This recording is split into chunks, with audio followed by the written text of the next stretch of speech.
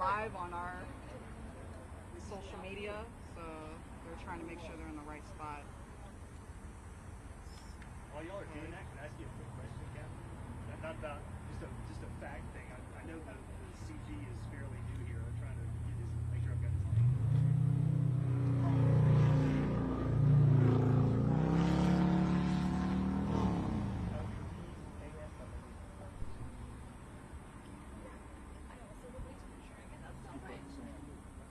Yeah, I'm sorry. I don't mean to distract Sorry. you.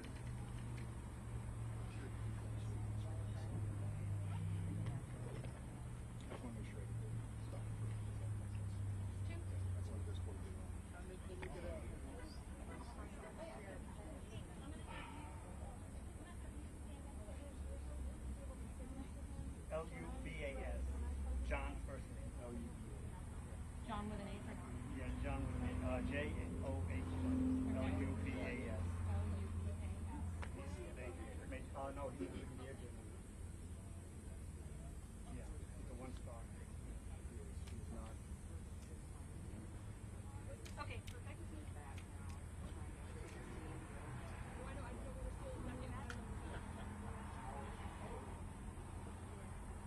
I will crash down.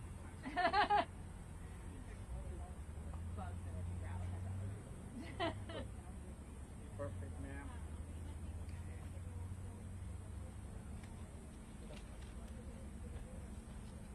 You're good, Sergeant Woods?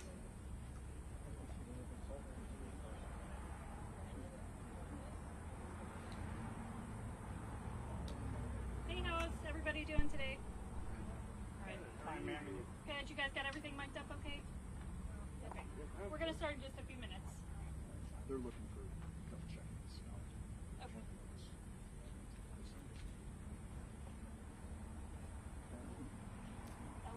I'm going to leave this in the shade so it doesn't die. Okay.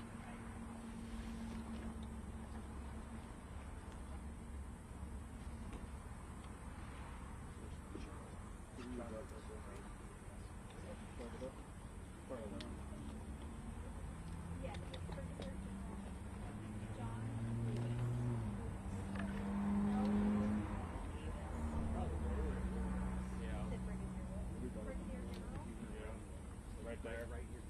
Because I'll raise mine to the lower end.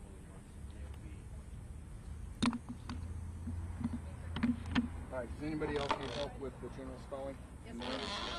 That's Brigadier General John Lubis, L-U-B-A-S. He is the, yes, he is the commanding general of the 3rd Infantry Division. Yep. Brigadier General John Lubis, J-O-H-N-L-U-B-A-S. He is the commanding general of the 3rd Infantry Division. Sergeant Woods, you good? Okay, you're all set up? Okay. Thank you. I know we got some folks that are going live at like right at 3:30, so we'll hold tight to the timeline. About 5 minutes. 5 minutes.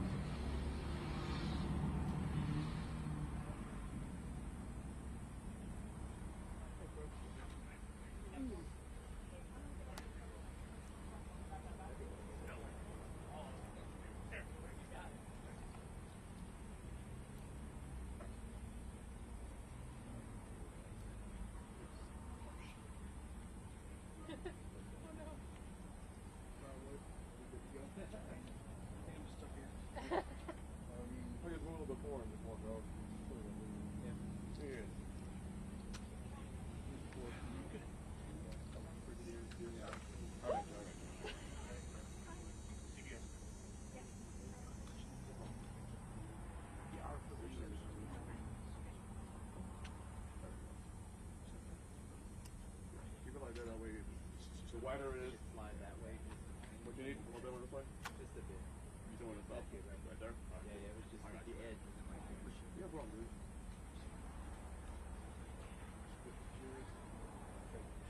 Put the cameras out of the cards. The cards? Oh, I got you. Leave it so good. Appreciate it.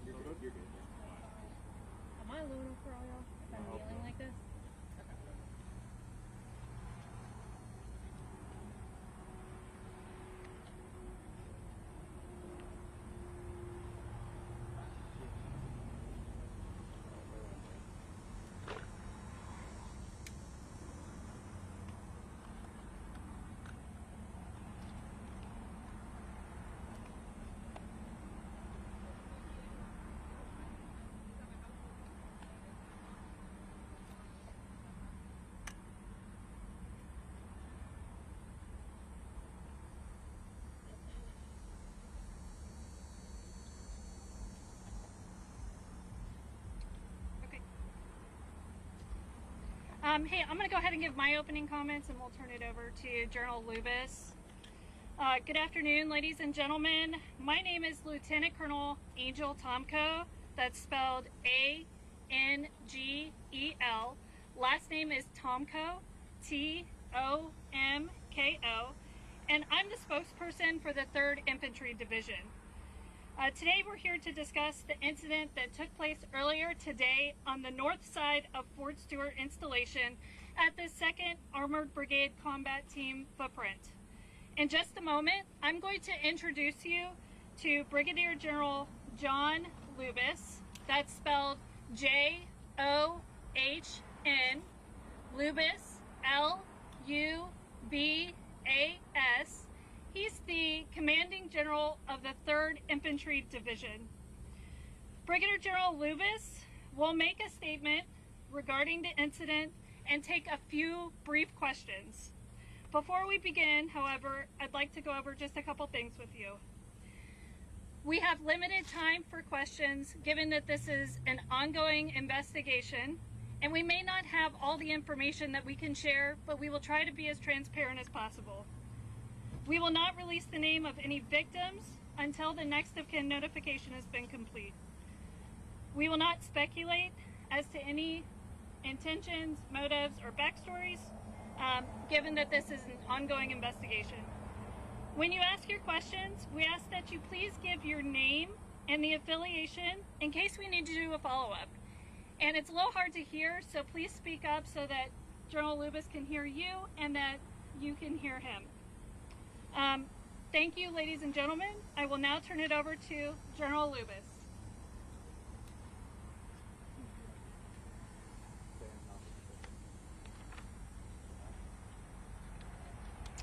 Good afternoon, ladies and gentlemen, and thank you for joining us. This morning, shortly before 11 o'clock, an active duty soldier assigned to Fort Stewart, Georgia, shot and wounded 5 of his fellow soldiers here on Fort Stewart.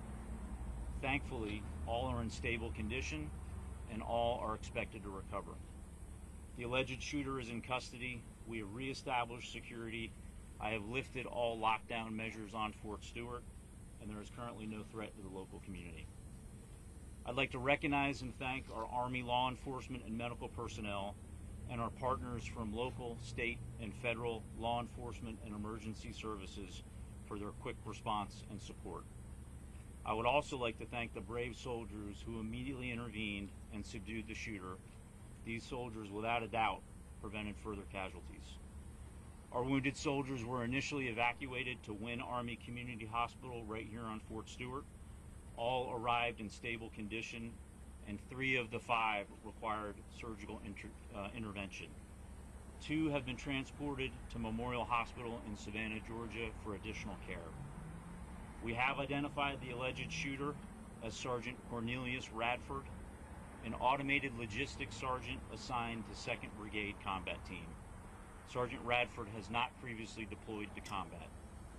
Sergeant Radford has been interviewed by the Army Criminal Investigation Division and is currently in pretrial confinement, awaiting a charging decision by the Office of the Special Trial Counsel.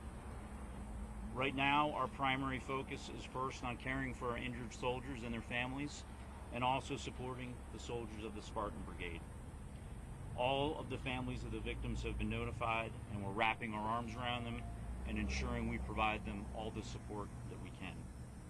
Before I take questions, I want to remind you that this is an ongoing investigation and we're still gathering questions. And ladies and gentlemen, I'll now take your questions. General Lewis will be in Coastal News.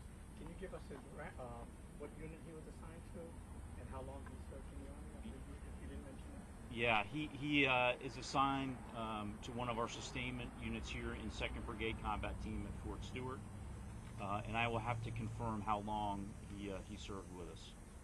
Yes, sir. Sergeant Russ Bynum with the Associated Press. As best you can, knowing it's so early, can you walk us through where this happened, what happened in the shooting, and were the victims subordinates of the sergeants, or were they people over him in rank? Yeah, right now it's premature, and we're gathering a lot of the information. What we know is the shooting occurred at the soldier's place of work. It did involve his co-workers. We're still not certain about the motivations, but again, he's been interviewed, by Army investigators, and we believe we'll gain more information here shortly. We've heard that the shooter. Yes, ma'am. WSAB, do you know if this was any kind of training exercise, or were they cleaning any weapons, anything that you know so far? No, ma'am. We don't have any reason to believe it had anything to do with a training event. Other than that, I can't state the motivations for this soldier. We've heard that the shooter Yes, sir. may have been from Jacksonville, Florida. Are you able to confirm that? We also heard that he had maybe been arrested for a DUI recently. Yeah, at this point, I can't confirm where he's from. We can follow up on that. I do believe he was arrested locally for a DUI that was unknown to his chain of command until the event occurred, and we started looking into the law enforcement databases. Robin, now from the current, can you tell us whether or not that was a military weapon, or whether this was a personal weapon that the person brought on base? Yes, ma'am. I can confirm it was not a military weapon, and we believe it was a personal handgun. Joseph Schwartz Yes, sir. from the Savannah Morning News. What does this mean for ongoing security measures that this situation was able to occur with a personal weapon? Yeah, I'm very confident in the security of this installation. We've got a great partnership with local law enforcement. As you can see here at our gates, we have armed guards in protective equipment. This one's a bit difficult, and we're going to have to determine how he was able to get a handgun to his place of duty. Alicia, what news for Jax? Has the suspect had any prior disciplinary or behavioral issues on base? No, ma'am, not that we're aware of. But again, it's early in the investigation, but not that I'm currently aware of. I know that You mentioned that some soldiers helped subdue him. Do you know if his arrest ultimately was surrendered peacefully, or what his arrest involved? I don't have the details on that, but I know that his soldiers in the area that witnessed the shooting immediately and without hesitation tackled the soldiers, subdued him, that allowed law enforcement to then take him into custody. And we've got time for one more question. I know that you can't speak to the motivation, but you know, if this turns out to be some situation where somebody had extremist beliefs, or maybe classified as a terrorist attack, I mean, how does that change the base's response or the base's investigation moving forward? Yeah, currently we have no reason to believe any of that is the case. However, we continuously assess the threat environment, both in the immediate area and across our Army and DoD installations, and we will address the threat level accordingly. You have the rank of the shooter? Yes, sir. He was a sergeant. Ladies and gentlemen, thank you for your questions, and again, thanks to the local responders and the local community for their help. Thanks, and have a great afternoon. Thanks, sir. Thank you, sir. Hey, I'm going to give you the proper spelling. I'm going to give you the spelling of the assailant. The first name is Cornelius. It's spelled Q-U-O-R-N-E-L-I-U-S.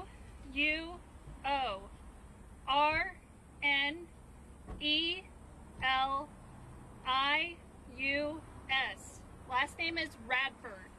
R-A-D-F-O-R-D. Radford. He's 28 years old. And there was some mention he was second logistics. I didn't get all of that. Yeah, so he is a automated logistics sergeant, a 92 Alpha with 2nd Armored Brigade Combat Team. Hey, I'm going to come off the podium now, but if you guys have additional questions that I can help facilitate stuff, we have a whole team of public affairs back here that's here to help. Could I ask you to just repeat your rank to make sure I got it? Yes, it's Lieutenant Colonel. Thank you. Lieutenant, any injuries to Sergeant Radford? That's unconfirmed at this time. Okay. And would you be able to follow up on, you know, where this guy's from? We were hearing that he's from Jackson.